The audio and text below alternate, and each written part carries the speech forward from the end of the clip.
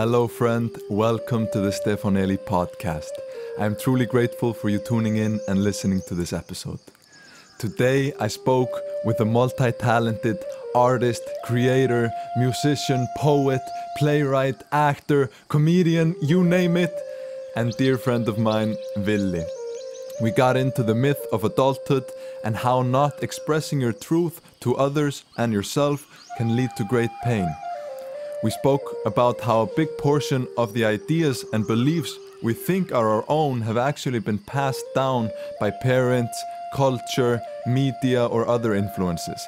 And we talked about how we can objectively and honestly examine these ideas and beliefs to choose what truly serves us. We also got into the power of creativity, both on the individual as on the societal level, and how making art can connect us all in profound ways. Without further ado, I present to you the magnificent Villi. Enjoy. Villi, my brother and friend, welcome to the podcast. Nice to see you. Nice to see you too. Thank you for having me, inviting me. It's an honor and a privilege. So for people listening, if you don't know Villi, he is my handsome and beautiful friend over here. He is not only handsome, but he is also a multi-talented artist, a playwright, poet, musician, comedian, and more. So Villi, could you give us a brief encapsulation of the creative projects that you have been working on and are working on to kind of give us a overview of what it is that you do and are into? Yeah, okay, wow, that's quite a tall order. I'll certainly try. Okay, so as you say, playwright came first. So at the moment, I'm working in the theatre here in Akureyri. We're putting on a play that I've co-written, also written the music for, and I'm performing in it. And it's a comedy play, so it really sort of captures most of the things that you mentioned. Yep. I think so.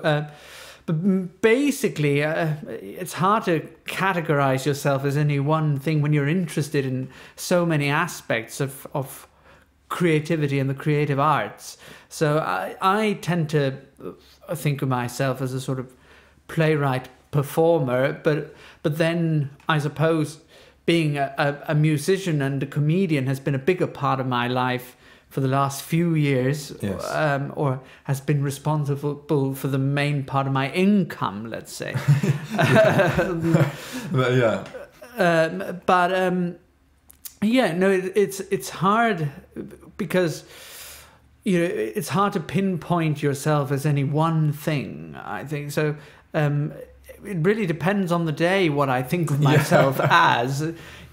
Today I'm in a musician type of mood, so I'll write some music, but tomorrow I might write some poetry or start a new play, or yes, who knows? Who knows? Yeah, I feel like that's one of the beautiful things about the theater is this bringing together of all the different arts. Like you bring together the music, the written word, when you write the play, and then the acting itself and the performance, and it kind of all ties together in this huge performance as a whole. Absolutely. And then somebody has to make the costumes and build the set and design the lights, and there are so many aspects to it and so many ways to be creative in the theatre. And I think that's probably why I think the theatre, it was my first creative love in life, yes, as it were. So and that sort of led me to become all these other things that I've become since. Yeah, and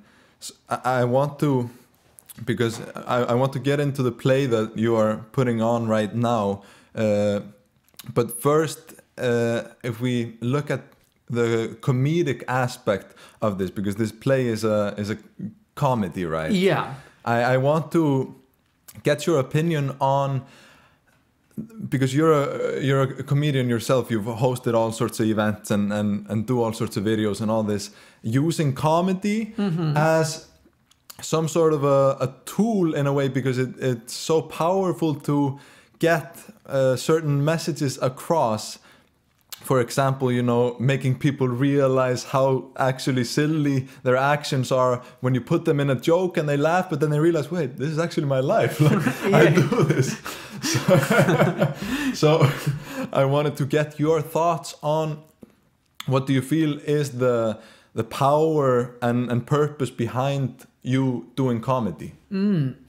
Oh, that's a very good question. I think, as you say, I think comedy really reveals so much about, you know, the way we live our lives and what we think about ourselves and what we think about other people, or society, or whatever, whatever topic you're sort of joking about.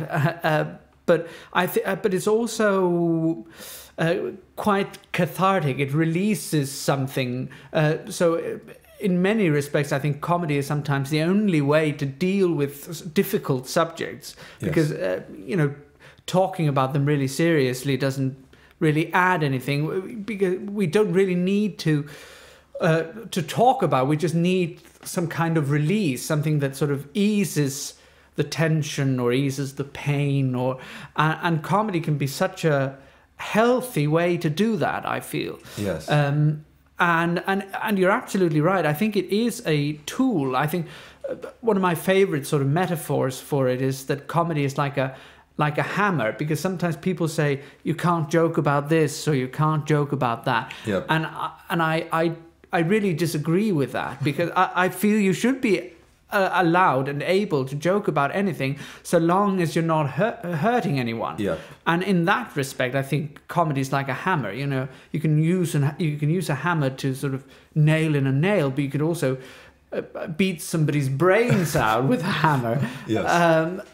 But it's your responsibility. So it's you're using the hammer. So if you use it responsibly, and to do good things, something constructive, building a shelf or whatever people do with a hammer, and not really a trade, a painting or something. Yes, you know, that's entirely fine. And I think that the same is true for comedy. You should be allowed to joke about whatever you want to joke about.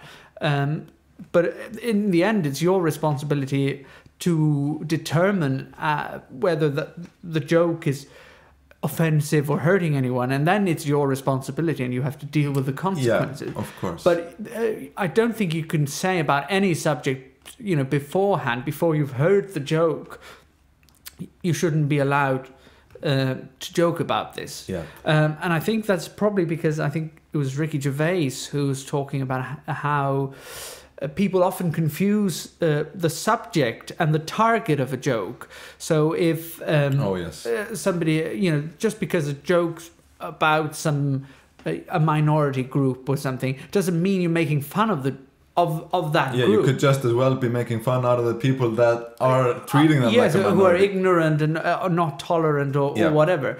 So just because something's mentioned in a joke doesn't mean that you're making fun of it. And I think that's a really important distinction. Yes, that's a great point. I was thinking about this the other day, just regarding jokes on subjects, because it's a great metaphor that you use with a hammer. And I was thinking about this in the sense, what people you're surrounded with does determine what jokes you feel called to use. Because if there is someone who, you know, has only 9 toes in the group, you don't feel comfortable making a joke about the 9-toed people, or you know. So always classics, the 9-toe jokes. Right now, because I don't know who will be listening, I of course don't want to that's why I thought there's probably no one with 9 toes listening. I will bring it up. Well, you get furious messages from people with only 9 toes. How dare you? No, but the point being, you know, the circumstance really determine if you feel comfortable to say a certain joke. Mm-hmm. But I was asking myself this question in sort of a philosophical way, should we make it be that way? Do we want it to be that way, that if I'm around certain people, I feel like I can say this type of joke, and if I'm around another group, I don't feel so?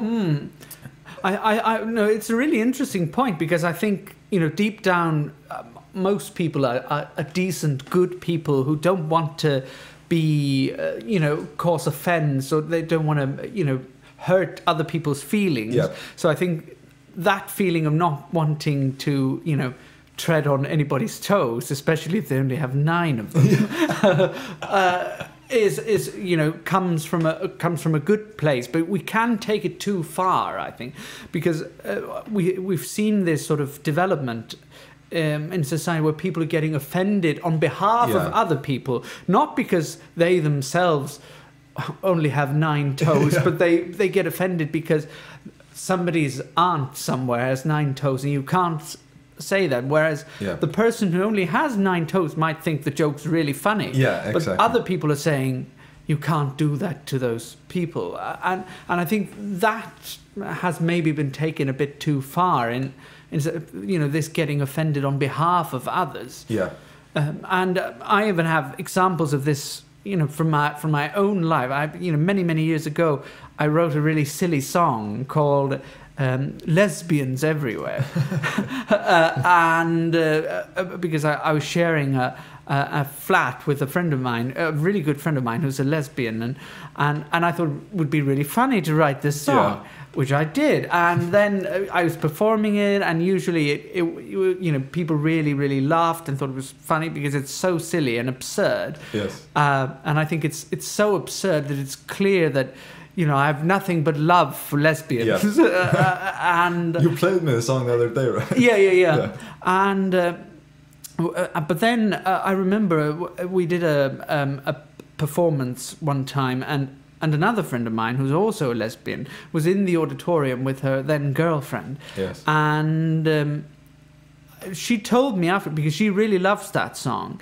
and she told me afterwards that she noticed how before people started laughing, people around them started checking to see if they were laughing, to see if it was safe. Yeah, because otherwise they might not have laughed, because then they'd think, oh no, they're offended by this song. I can't laugh, even though I find it funny. I'll have to keep it in. Yeah. But as soon as they heard and saw them laughing, it was, okay the lesbians are laughing, now we can laugh too.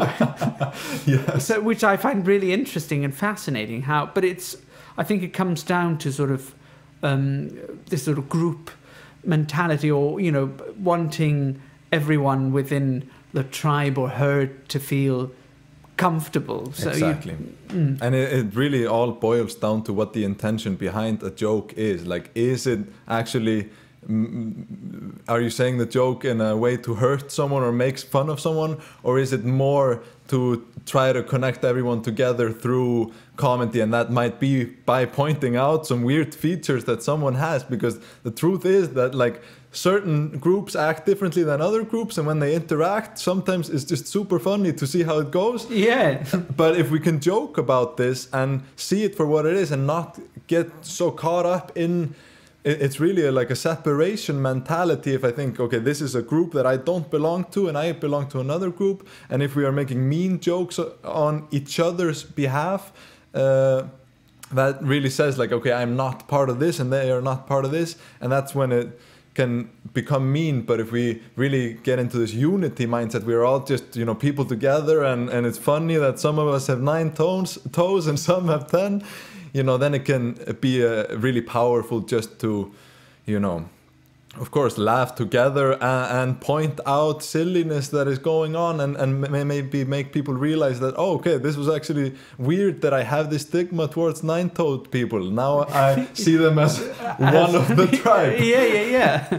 No, I think that's, when comedy really succeeds and is at its best, it's when it brings people together. Whereas it can also be, as you say, a sort of, have this negative impact. We've all been in a room where people are laughing about something, and when you're not part of the joke, when you don't understand what people are laughing about, you feel excluded and you feel sort of left outside the group. But but that is because it's such a basic human need, I think, to laugh, because it's sort of one of the foundations of our living together and as a society, I think. Yeah, I agree. It's a foundation just in human connection and communication. But okay, let's take it then to your play, which is a comedy. Can you tell us just the background story of what the play is actually about and what the core of it is? Yes, happy to. So basically, the play, which is in Icelandic, is called Grown Up or Grown Ups, and it's about becoming an adult and what a terrible disappointment it is to become an adult. Because at least, speaking for myself, I remember as a child, I thought, I can't wait to become a grown-up because I will have everything figured out. I can do whatever I like. I'll sleep in, I'll eat whatever I want, and there'll be no worries. But the main thing was that grown-ups know what they're doing, and they've got everything figured out. And that's what I really looked forward to, especially when you become a teenager and everything's a mess and you're thinking, you still think, I can't wait. In a few years, I will have everything figured out and the path will be clear and I will live happily ever after. And then, as you become an adult, you realize what a fucking lie that all of this has been. And everybody's it's a bit like Santa Claus or something. Yeah. When you're a child, your parents feed you the lie that Santa Claus is real and whatnot, and then at some point you realize he does not exist. And then don't spoil it for the people listening. I'm sorry. I'm on a crusade here. But then, as people have children themselves, they think, oh, I'll tell them about Santa Claus, that he's real, and sort of keep the lie alive. Yeah. And I think the same is true. About this sort of myth of adults knowing what they're doing and having everything figured out.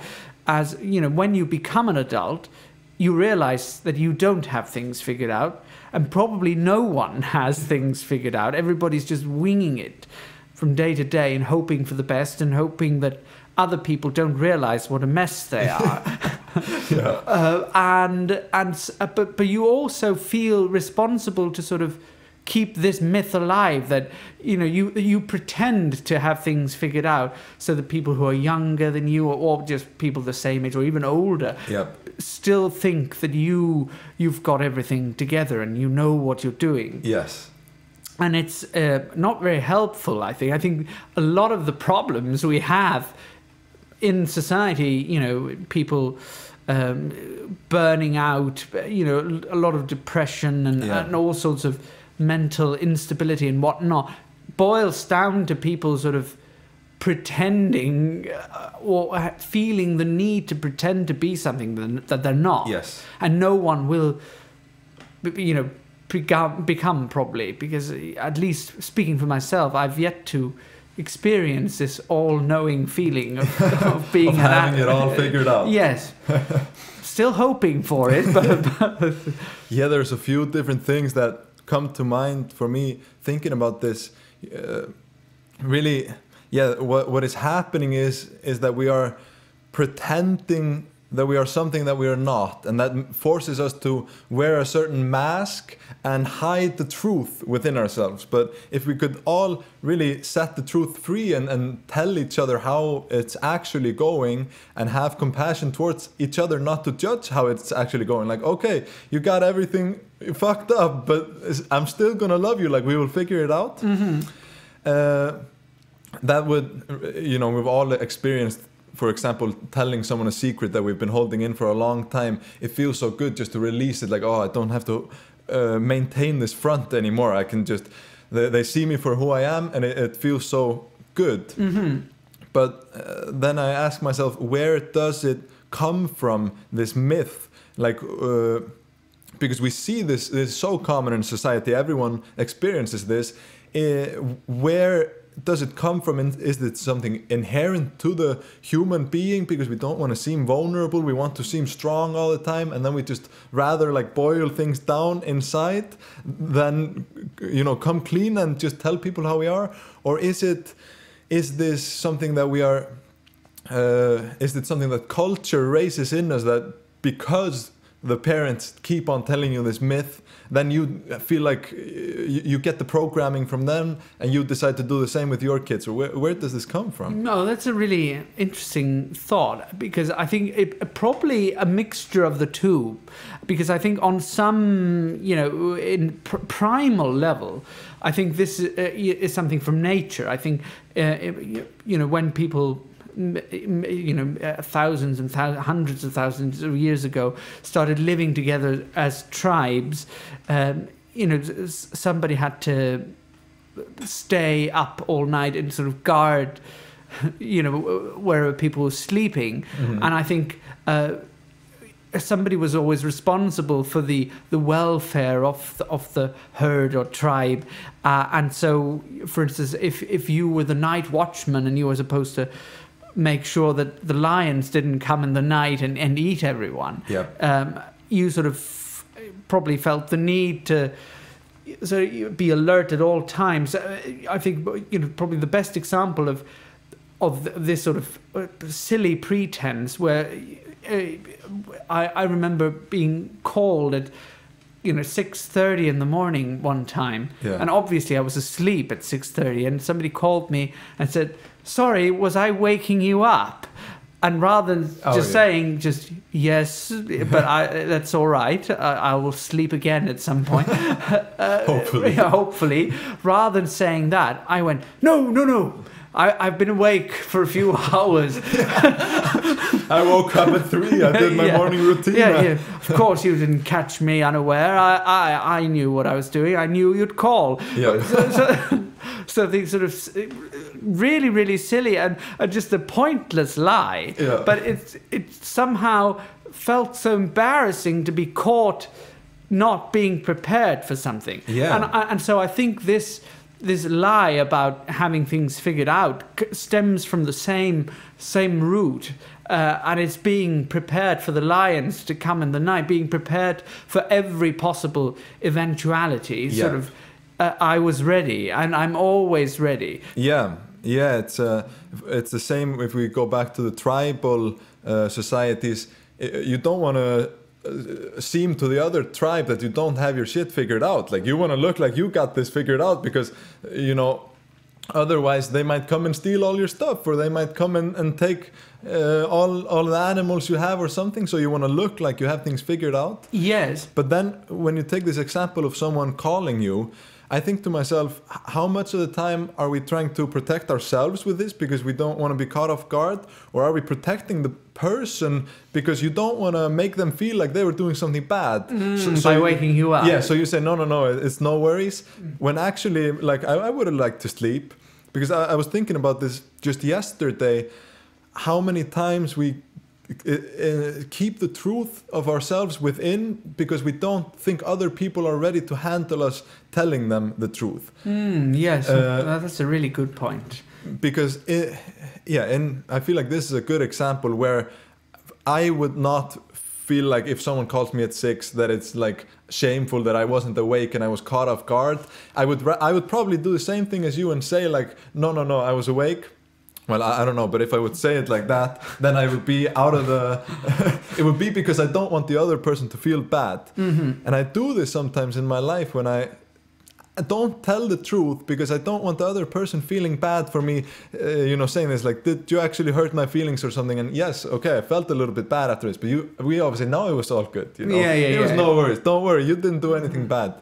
But if we would all take a mature standpoint in this, we should be able to tell each other truly how we feel and handle like, okay, I hurt that person in this moment, or I woke them up early, which they didn't enjoy, but now we both accept that this is the reality and we're not going to make a fuss out of it after it. We both acknowledge it, we both share our truth, and then we can come to a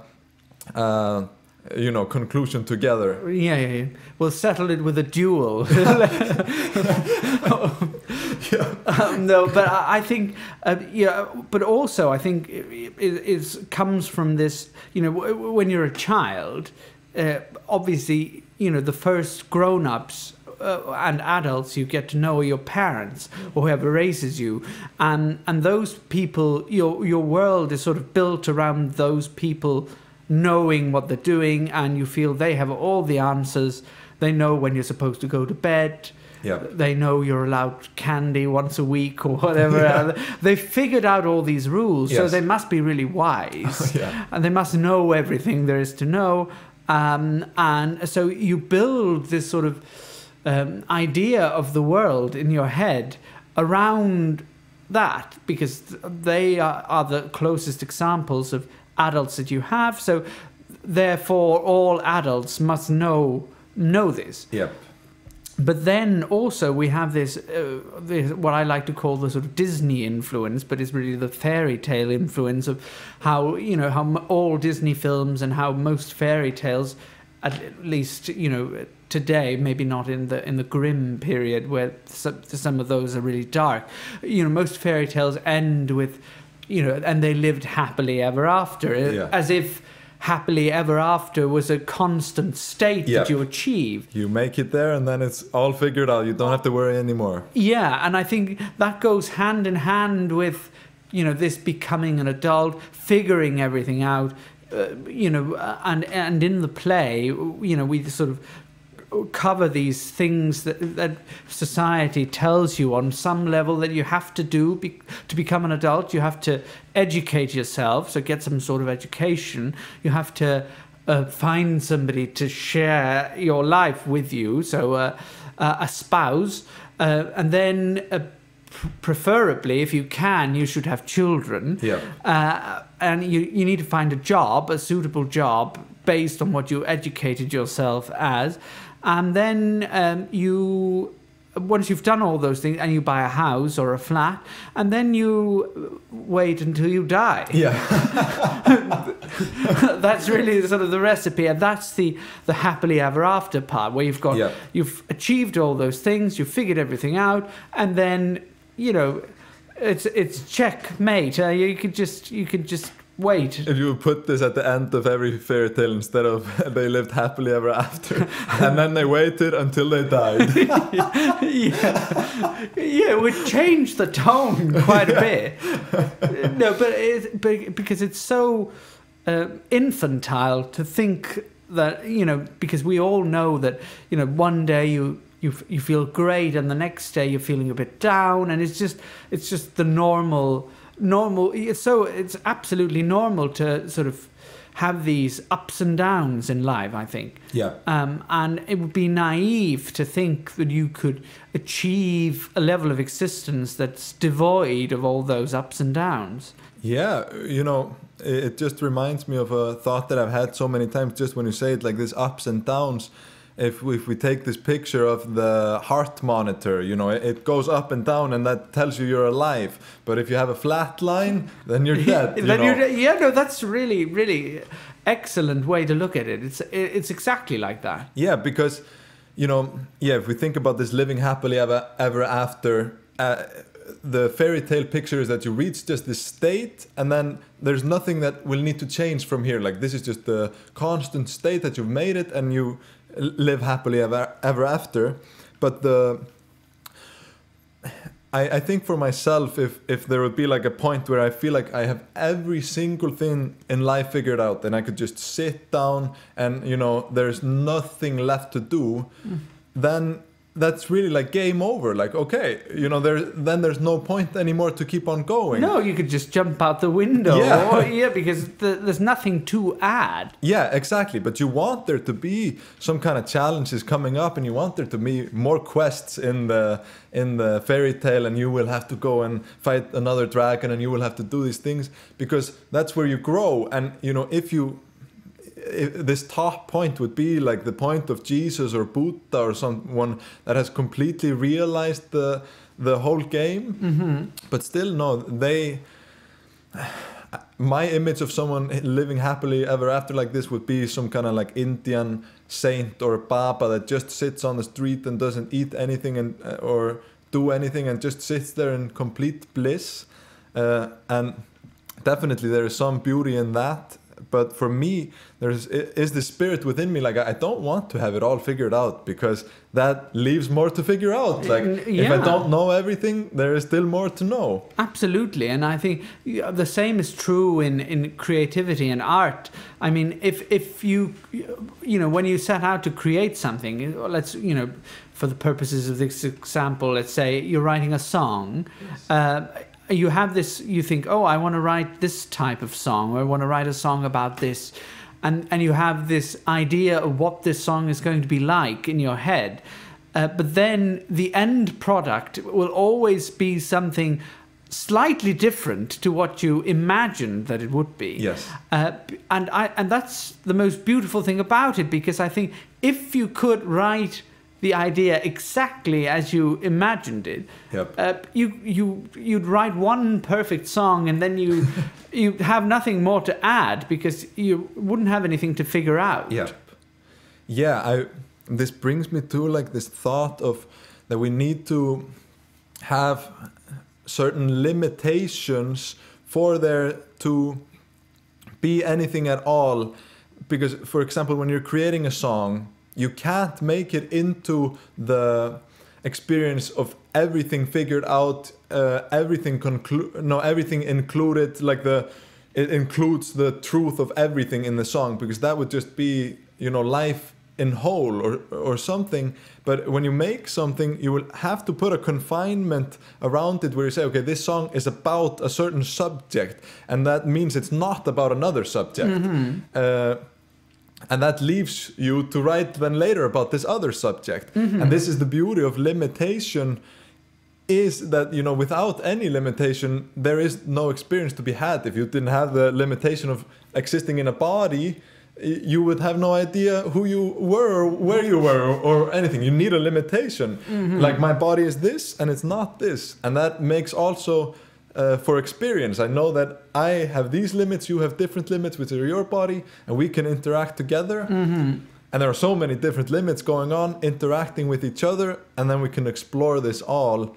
And I feel like it connects to, just like if you were to write this the best song in the world, that would be there'd be nothing more to say after that. Exactly. And so, which is the worst thing to happen to an artist, if you have nothing more to say. So I think that's probably the worst thing that could happen to you, would be to write, because because you wouldn't have any art to create after that. Yep. But I also think it's an interesting point, you know, with the limitations, how I remember reading somewhere that, you know, and I think that's also very true, that the more specific you are in, you know, talking about something, let's say, you know, for instance, by writing about one character's feelings rather than, you know, writing about society in general, yep. You capture something more universal by writing about one person's feelings than writing about, you know, how an entire group feels, because we can all connect on an individual level. Yeah. So I think more often than not, the more specific you are, the more universal it becomes. Yeah.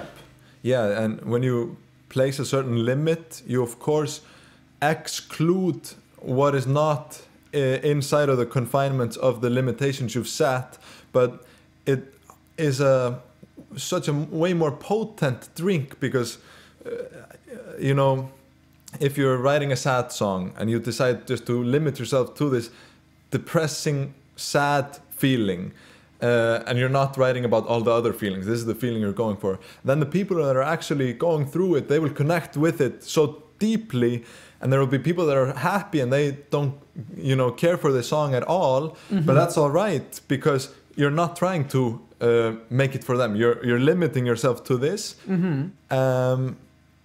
And where was I going with this? I had some thought. Well, that's all right.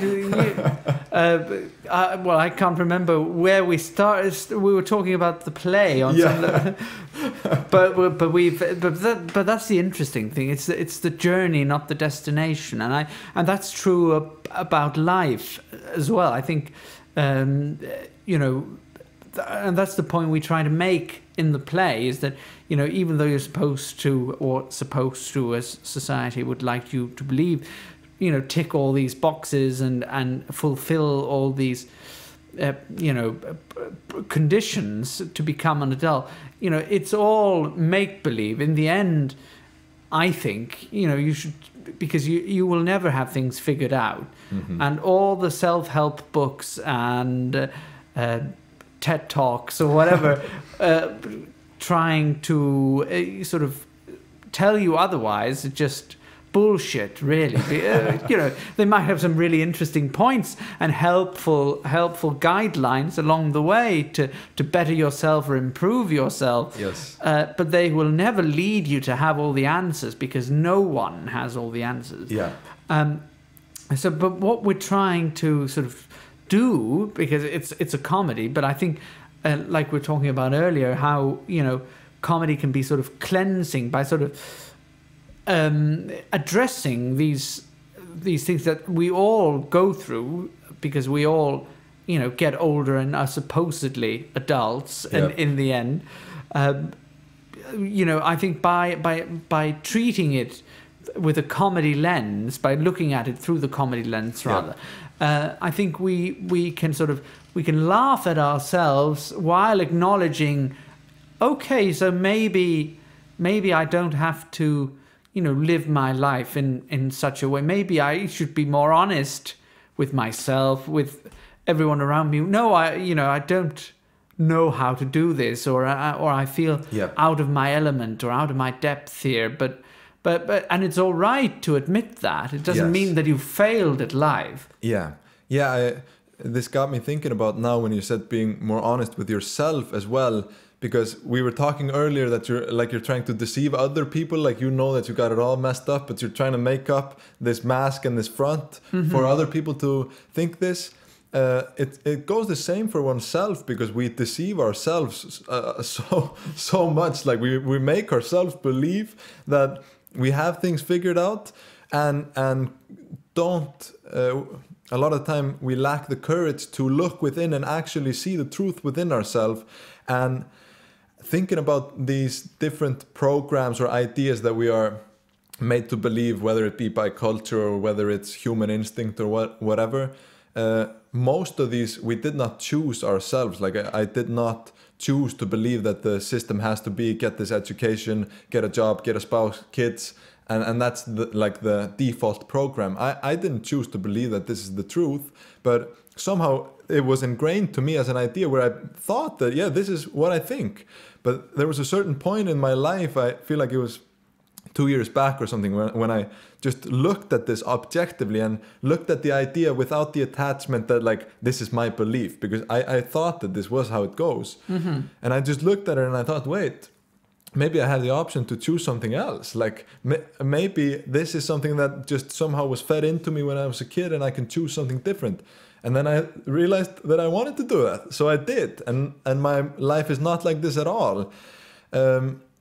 But I feel like it's such a healthy practice to do this with really any thought that you have, not to attach yourself to that you actually feel this to be true, but to be able to put it outside of yourself and look at it. Is this actually my belief, or did I just get it from somewhere? Did someone just put it on me, whether it was the media that said it so many times that you believe it to be true, or your parents, which is a lot of the ideas we have come from our parents. To be able to just look at all these things and decide, do I want to keep this or not? Do I want to replace it with something new? Absolutely. No, I think that's so true. And I think most people never, because it can be uncomfortable to sort of question. Because it breaks down your whole reality. Oh, I thought I was the person who believed this, but this is not how I feel. Yeah, it's all been a lie, or almost. But whereas, but it's so healthy to question these things, because it can be quite therapeutic as well, because I think oftentimes you don't really know. One of my favorite quotes of all time is from the English novelist Ian Forster, who said, "How do I know what I think until I hear what I have to say?" Yeah. And I think that's very true, because often it doesn't have to be necessarily speaking it out loud, although it's often the case. You're talking with a friend, or and all of a sudden you're discussing something, and then you say something, and you think, "Oh, I didn't realize I felt this way about it until I said it." But it can also be in writing. You can sort of, you're writing, you collect your thoughts. You think, okay, to really know what I think about this, I'll have to write something down to just sort of capture how I really feel. Yeah, because then, instead of just keeping it internal, we bring it to the light, we put it down, whether it be in a word or on a piece of paper or something. And then we feel like, okay, this is not me anymore, this is a piece of paper, this is words on paper. And then it's easier to objectively look at this and not be so connected with that this is actually your idea or your belief. I feel like this has been one of the most helpful practices for me, just to write things down. Like when I have a certain problem, just in the society today, we see so much division, like the people that, you could take really any subject where, if we look at, for example, Democrats and Republicans or something, like they hold on to their ideas so tight that they don't even hear what the other person is saying. No, but if people could get together and put the ideas on a table in front of them, and not have them be inside of themselves, but rather like take yourself out of the equation and really place the ideas in a pot in the middle and evaluate what actually serves people, then we could come to conclusions together. Absolutely, and that's it's a sad development, I think. Generally speaking, it's very obvious in America, but I think you can see it. You can see it here in Iceland as well. Of course. That political discourse is not really discourse anymore. It's just people shouting their opinions at each other, and no one's listening to what the others are saying. Yeah. And so there can be no development when no one's listening. I think.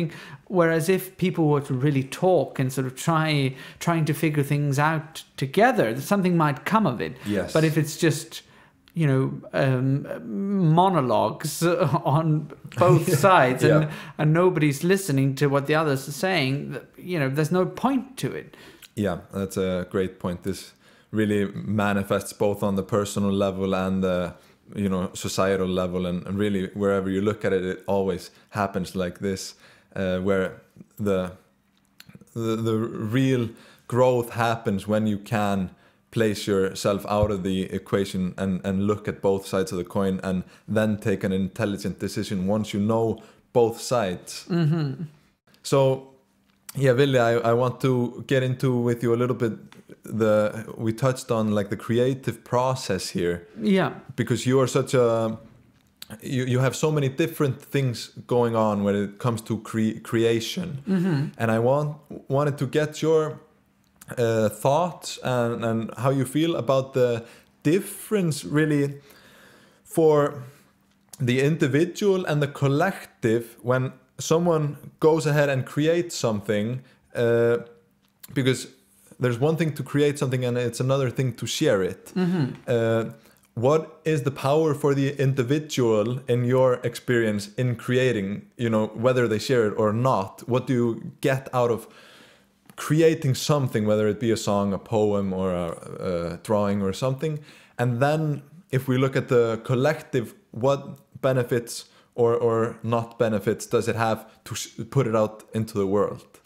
Oh, that's an excellent question. I think there's nothing more satisfying, whether you share it or not, to create something or to sort of, go to bed thinking, I've made something today that didn't exist before. Yeah. And I think, and especially if you think that it has some merit or quality, and you're happy with it, Yes. you know, it's not just a piece of garbage that didn't exist before, but now it is here. You know, if it's something you know, if it's something you feel happy about and you connect with yourself, because you know, that's really the only parameter and sort of guideline that you have, is because you know, I often think, you know, if I like something, you know, be it one of my own works or that of somebody else's, I know that there are, you know, thousands and thousands of other people who will connect with it on the same level. Yes. People who sort of share my taste and you know, sensibility when it comes to these things. So I think in that regard, you know, that's probably the best feeling that you can have. Yes. Is to have created something that didn't exist before. You know, Given the condition that it's any good at all. Yeah. But to actually share it, then that's an extra step, obviously, and that's probably the hardest part of the creative process, because you know, just creating it for the sake of creating it is all well and good, but it doesn't have any impact really outside yourself if you don't share it with someone or make it available somehow. Yeah. And that's the I think you know, the true artist will eventually share the work of art with his or her audience somehow, because that's what makes them an artist. You know, the vulnerability of actually putting yourself and the work that you've created out there. Yes. You know, and that's why, you know, I you know, even though you clearly are an artist, if you create a work of art, I think for you to fully become an artist, you have to put it out there, because that's the integral part, for me at least, of giving it life. Because, you know, otherwise it's just something, an item or a thought that's trapped somewhere in a drawer or a computer or wherever you keep your art pieces. Yeah. Well, yeah, I agree with what you said. I just had this idea in my mind of like a person that creates art but doesn't share it with anyone. Still, I feel like there can be a benefit to that, because if it is making the person happier, then she or him will go out to the world and share that with other people. And we know that if people are happy, they will most likely make the people around them happy. So there is some good in that. Of course. Absolutely. No. I'm not saying that at all. You know, I'm just saying that, and those people are obviously artists. Yes. They just haven't taken the step to fully embrace their identity as an artist. Yes, of course, because it's really hard to embrace your identity as an artist if no one knows that you are one, because we're such social creatures that, you know, we build our identity on or with other people, really, you know. And if no one believes what is your truth or knows about it, it's hard to say that you're actually an artist if you're just alone sitting and doing it. No, yeah. But now we're really getting into definitions for the word. Of course.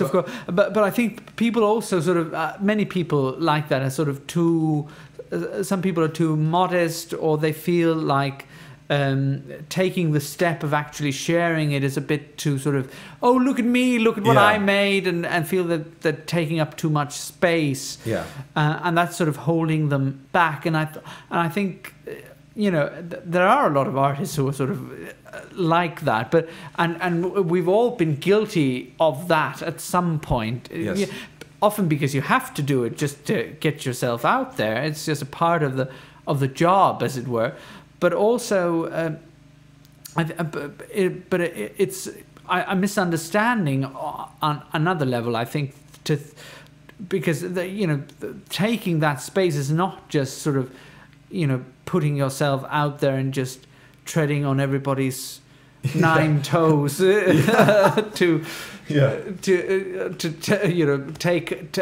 take attention from something of more value or merit. It's also revealing something of the human condition, and that we're all in this together, and so on and so forth. Yeah, and it really comes back to what we were speaking of earlier, like making yourself vulnerable to other people. When you share your art, is definitely not about this, hey, look at me, like look at what I created. It's more of like a, hey, you can look at me, like this is who I am. And when you vulnerably share this, it gives the opportunity for people to open up themselves, because they listen to this, wait, I actually feel this way myself. And then there's a connection that is made. So I feel like there's tremendous power in sharing it. And for me, as an artist myself, I see it as such a huge part of my process. Like I wouldn't feel the same if I just sat alone with all this stuff and I never put it out there. Mm-hmm. And sometimes I think, like, am I going overboard? Like, do I really need to share everything I do on the Instagram story or something? But I feel like this might help someone, so I put it out there. Mm-hmm. But it can't be at the cost of yourself. Like you don't want to put things out there if I just speak for myself in this, if I feel like I'm always documenting or always creating something out of my life, whether that be a song or a video or a blog or a Instagram post or story or whatever, sometimes I get too caught up in this and I feel like, wait, I don't want to share this. I just want to be in this. Mm-hmm. Like I don't need to maybe put it all out there. So there's a certain balance to be found there, because when I don't put anything out, then I feel like now I need to put stuff out. So you go back and forth. Absolutely, and the same thing is true there as in other aspects. There's no right way of doing it, and it's all just in the end it's just a balancing act. You're just trying to walking the rope and trying to figure out how to do this, juggle the knives while you're doing it, or whatever you're carrying with you. Yes. Yeah, that's I feel like this is a great conclusion to the conversation, Villi. Yeah. Thank you so much for getting together here and speaking about this. It was my pleasure. We've been all over the place, but that's the best way to travel. Just yeah, that's the best way. So I'm looking forward to seeing your play, man. I can't wait to see that. No, I look forward to having you at the theater. It's going to be fun. Okay, great blessing. Thank you, brother. Thank you, Stefan. And thank you for listening. Thank you so much for tuning in to the conversation between me and Villi. I hope you enjoyed this as much as I did. If you want to find Villi on the social platforms, you will find his comedy page on Facebook. It's called Vandræðaskáld. And you will find Villi on Instagram at Vilhjálmur B Bragason. I will link to all of this in the show notes so you can find him there. And if you want to support the podcast and support me and everything that I'm doing, it would be beautiful if you could give this 5 stars if you're listening on the Apple Music, or share it with your friends, tell your family about it, or post it on Instagram or whatever. It really helps a lot. And also I have a new EP out now. It's a 4-song EP called Dimensions. It will be sure to get you dancing and moving. It's like a funky poppy vibe to it.